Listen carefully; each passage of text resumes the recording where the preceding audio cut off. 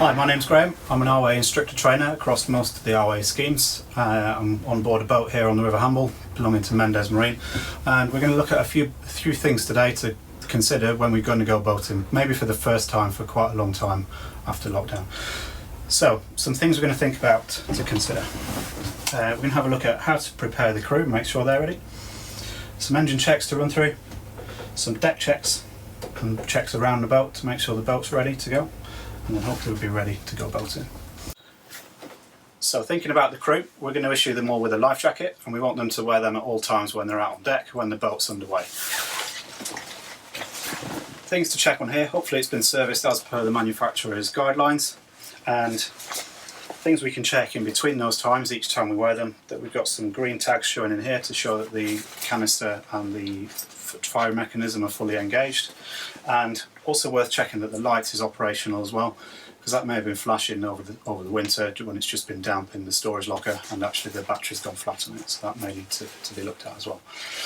After that, we can have a look at some tidal information and some weather information. So check that your almanac's up to date, check that your tidal apps are up to date so that we're operating with this year's information, and have a look at your weather forecast, have a look at the wind direction, the tide direction, have a look at whether it's going to be wind against tide, and that may mean we decide to actually go this afternoon or tomorrow because it'll be a lot more enjoyable. Once we're on with that information, we decide it's good to go boating, we could then have a look at our charts and check that they are in date. Do they need any updates applying, any corrections, or is it worth buying a new one? If we're using electronic charts, either on our iPads or on our chart plotters, then you can update those pretty easily by just going on the manufacturer's websites usually, put your chart card into your computer, download the new chart and then pop it back in and you can use it straight away. Also worth having a look while you're on there if there's any software updates for your electronic equipment, which may give you some new features, it may give you some enhancements that are well worth having. Check that your crew are happy with how to use the VHF radio, either a fixed one or a handheld. Do they know how to put a distress call out if they needed to in an emergency? Once we've got that sort of things looked at, think about putting a plan together. It may be that we decide to go tomorrow or the day after because the weather's a lot better, the tide's a lot better. Think about being conservative with your first trip. Check whether the marinas are open when you're going to get there and the restaurants and things, because a lot may not be at the moment. But before you start going on a longer trip, make sure the boat's ready, the crew's ready. You've executed a few shorter trips just to make sure that everything's fully operational. Once you've got a plan, make sure the crew are briefed on what you're doing, where you're going, how long it's going to take, etc. And then think about how you're going to notify someone ashore, whether you're going to just drop them a text when you get there, when you return, or are you going to use something like the RWA SafeTracks app in which they can track you, and through that, if they needed to, they could escalate to the emergency services and pass on your position and your track of where you've been, etc. So the next thing we're going to check is our engine bay and make sure that everything is nice and ready in there so that we get an enjoyable day on the water without any mechanical issues, putting an end to that. If you've been on our RWA course, you've probably heard the term wobble, so we'll just run through that quickly. First thing on there is the water system, so checking the strainers that there's nothing in there that shouldn't be, that's been sucked in and is going to cause further issues if it goes further through the system. We can check that the header tank has got the correct level in it for the freshwater side of the system. If you can get to the water pump, it's worth having a quick check in there if you're happy to do so at the condition of your impeller. Make sure that after a long period of time there's no damage to it, there's no perished blades or anything that's going to snap off and cause blockages further along the system. After that, quick check on the oil, make sure it's at the right level and top it up as necessary.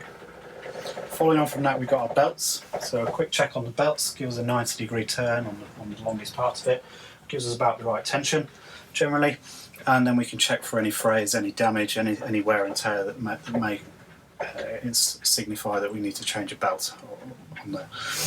Checking the bilges, keep them nice and clean so that it's easy to spot any leaks or oil or water that gets into there that shouldn't be there.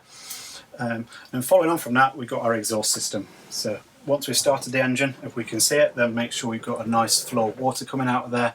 There's no signs of any overheating or untoward on the gauges, such as the pressure gauges and the engine temperatures. Other things we can check while we're down here, we can check the electrical system, make sure there's no loose connections or signs of any wear and tear to cables. Have a look at your fuel filters. Make sure the fuel's the correct colour, there's no signs of any debris or water sat in the bottom of the strainers. And bear in mind that after a long period over the winter of the fuel sat in the tank, there's an increased risk of diesel bugs. So maybe be a bit cautious on your first few trips to make sure that everything's correct on that side of it. And we're not going to get caught out and need to get a tow home. So the last thing we're going to check as part of our checks to go boating are things to do with the boat and its safety equipment. So we'll start off with our first aid kit. We need to have a quick check in there. Make sure that all the contents are still there. We've not used anything over the last 12 months that needs replacing. And it's not damp or wet or anything like that.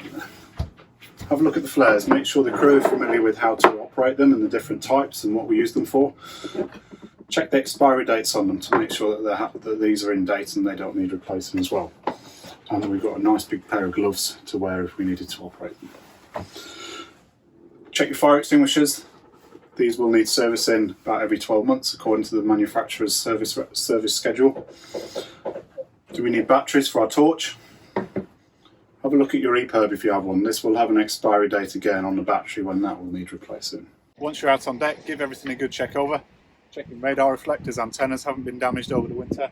Check your nav lights are working, or do we need new bulbs? Have a look at your horseshoes and man overboard equipment, making sure they're ready to release, they're ready to use. Double check the lights are going to work and activate if they fall in the water, or do they need the batteries replacing. It's also worth doing a man overboard exercise with your crew, so use a fender or something like that and practice the whole exercises using the equipment so they know how to use those and the actual recovery of the item from the water. If you've got a life raft on board, have a little check over that. Check that it's all secure, the mechanism's all good to go, the date on the hydrostatic release is fine, and the service date on the life raft. More importantly, check that your crew are happy with how to use it, how to deploy it in an emergency if they needed to use it.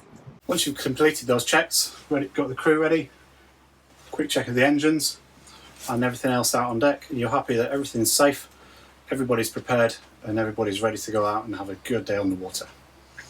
Have fun out there, hopefully see you there.